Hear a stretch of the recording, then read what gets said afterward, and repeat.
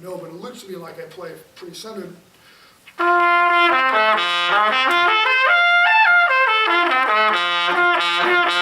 And most of the horn is just, I tend to push the dials very hard, which is maybe not always good.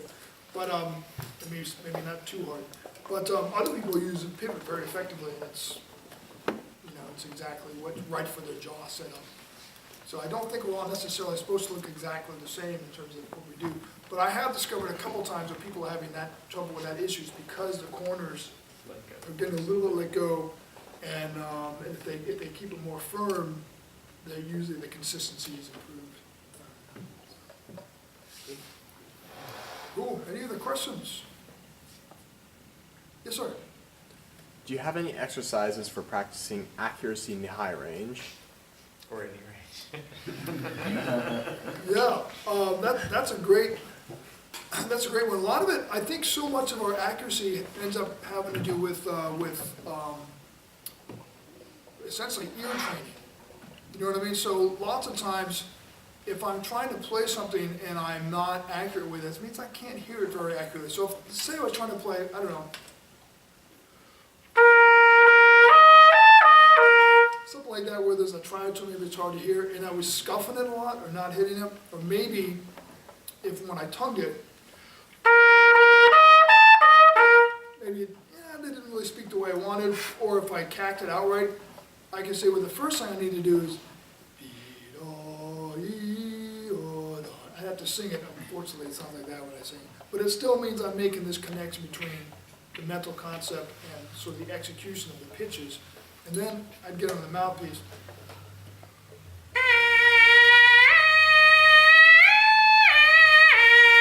And then,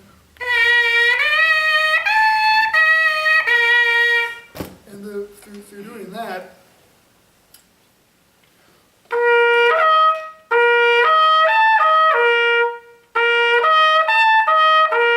I usually find that sort of the signal, my connection with the instrument is a little more accurate, And other times it's just sometimes about attacks. We can sometimes just coming in on a high note can be a problem, obviously, because the parcels are so close together. But it still comes down to the same basic mechanism of why we miss it. Either we aren't hearing it closely, very carefully, or precisely, or our coordination is off, or both. And in the case of that range, the upper range, on brass instruments, we have a very slight window, a very small window for error.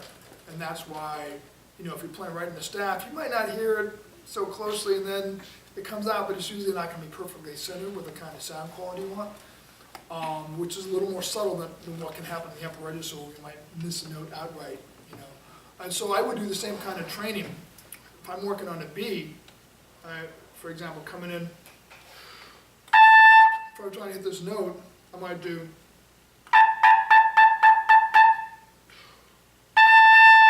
try to get that same feel.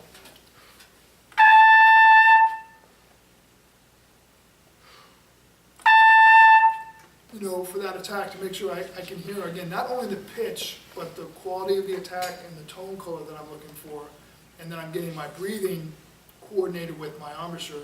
And usually, if all that's working, then you can expect to have a good result. But lots of times, it just takes some kind of regular practice of that skill area to get to the point that you feel like it's reliable in that range to have good accuracy. Very good question. Especially when I'm a tuba player, I thought about the high register, man. It's all relative, of course. Yeah? Do you know Sergio Carolino? Have you heard of this guy? No. He's a Portuguese tuba player who can play higher than I can. He plays above a double high C on the trumpet. It makes me really angry. Yeah. Yikes. Yeah, he's a freak though. He's on his mind. He's totally crazy. Sounds better on the trumpet, sir. What's that? It sounds better on the trumpet. Yeah, I'm not sure. I tell myself that, But any other questions? Questions are good. How about for these guys?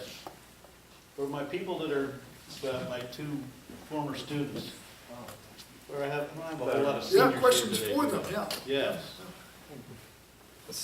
So, with my third valve slide, I've always had a problem pushing it out. Like, it always takes more force than other people's. Like, should I grease it more or something? It's probably just damaged. You know, so if you've greased it, and lots of times a combination of some slide grease and a bit of valve oil is best Yeah. to find, like, because if it, you know, it depends on how slick you want it to be.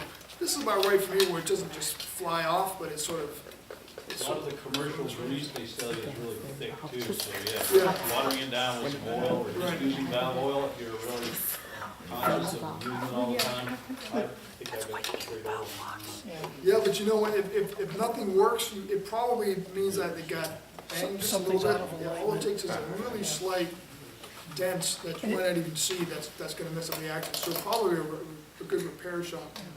Bring it to If Dean. the grease and oil doesn't work, bring it to Dina B-Sharp Instruments down because Yeah. He's great. It doesn't take much damage to have an effect.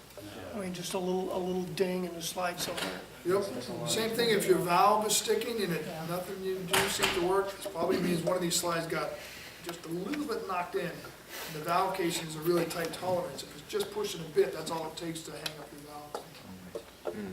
Yes, I sir. have a question. What is a good range of time to like practice daily just to maintain your, you know, your skill level? I think it really depends on what your goals are, you know, and what you have available to you. So, if, are you playing in ensembles as well, or would you just be on your own at this point? I'm on at this point. I'm actually playing with my son. So.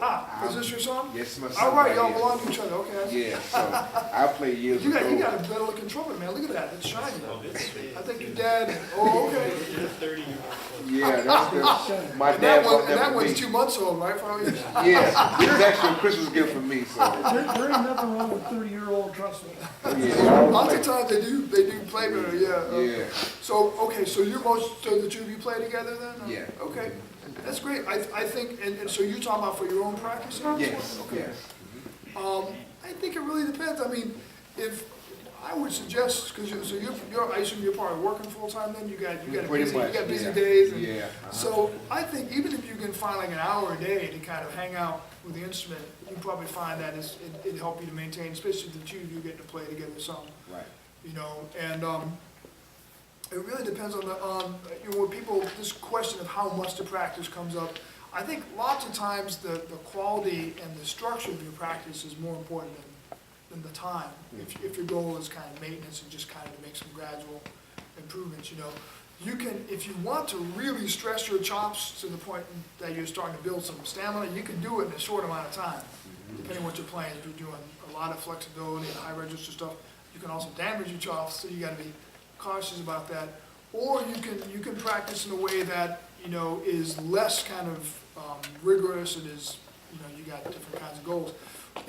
For people, when people are trying to develop as a professional, naturally, it takes more time than that generally because it's just so hard to master the instrument. But still, the principle still applies, I think, that the quality and structure of your practice is more important. For myself, I find that the amount of practice I do varies quite a bit based on what else I'm doing. When I'm home, I practice a lot, and if I'm lessons with these guys, I tend to play a lot, and that's good. I mean, trying to keep up with them is good for my chops and the conditioning. And then when I'm on tour, I don't always get to practice much at all, but I'm playing a lot. I'm in rehearsals, I'm in concerts. My best position for playing is that if I'm playing just kind of hours a day, but it's not all private practice, that's when I get into my best shape where I feel like I can kind of play whatever I need to play. If it's anything else, if I'm just practicing on my own, or if I haven't had enough fundamentals and too long of a time, then things start to become less predictable. Might be fine, and it's probably not going to be. So your ideal thing, I think, if you can get some kind of an outlet too, where you can get to play in some kind of a band in the area, you know, whether it be a community concert band or a jazz band or something, that'll be fun too, because that's good for another chance to condition your chops, and you get some specific goals to work towards in terms of the music, and it's just fun, you know. It's like it's kind of when you can mostly have the most fun playing an instrument with other people. Exactly. You know, and that's, Yeah, and that, I know exactly. yeah, and that's our benefit too. I mean, like piano players who are trained to be concert pianists, they don't always get that, you know, until they get to play with an orchestra, and they're still kind of separate, you know. Right. But as trumpet players, it's pretty natural for us to play with a bunch of other people, and I think that's part of the fun.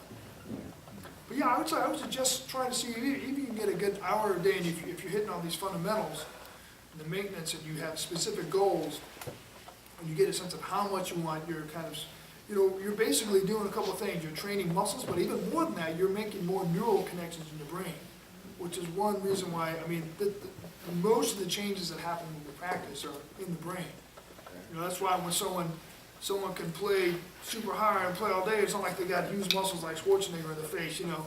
It's more like they've really gained a certain degree of efficiency that's primarily about neural connections that allows them to do these, you know, special things. But most of those changes take time to develop, and they're all about neural connections that take place, you know. So it's more about sustained, structured practice over time. Appreciate that. Sure. Any questions? Yes? So how do you get your double tonguing and triple tonguing to sound like the single tonguing? Like, is that just like come with practice, or? Yeah, but it's, I think, a very specific way to practice. You want to kind of model your double and triple tonguing after your single tongue. So it's like when I was doing the Clark study, it's like first when I was doing the single tongue, it didn't sound very smooth, so I started pairing it with the slurring, which is the most smooth way to do it if you're doing it very connectedly, and that helped to smooth it out. And then when I was doing K-tongue, I started pairing it with the single tongue, and that allowed me to match it. So you probably have an Armin's book, right? It's our most important book, probably. And so in the old edition, it was like page 155 that the triple tongue started on. I can't remember what it is in the new edition. 184. 187. That sounds about right. So it's this one, you know.